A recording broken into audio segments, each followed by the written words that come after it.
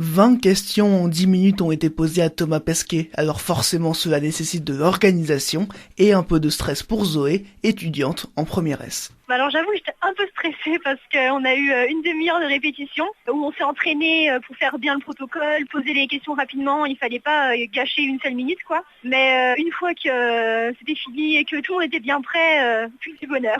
Du bonheur pour Zoé qui rêve d'aller à son tour dans l'espace. Moi je lui ai dit que mon rêve c'est de devenir astronaute et du coup je lui ai demandé des conseils. Il m'a dit de bien travailler à l'école, de faire du sport, croire en ses rêves et puis que tout était possible et qu'il faut être motivé surtout.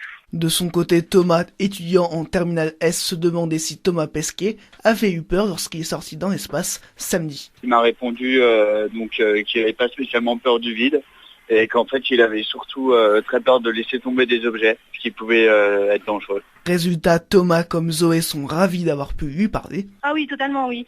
C'est quelque chose d'unique. On va pas dire que c'est un modèle, mais si, quand même, c'est un modèle pour beaucoup de personnes, je pense. Et du coup, de se dire qu'il nous a parlé à nous, ça fait quelque chose quand même. Autre question abordée, celle de l'expérience sur les graines de moutarde. Alors, a-t-elle été réalisée? La réponse de Pauline Dame, professeure de SVT au lycée Charles de Gaulle. L'expérience sur les graines de moutarde, a priori, il l'a réalisée, mais on n'a pas pu en savoir plus sur les résultats. Il n'a pas eu le temps d'expliquer dans le détail, mais voilà, comme les trois expériences sont dans la même boîte, il les a réalisées les trois en même temps. C'est à la fin du mois de février que les résultats de l'expérience devraient être connus.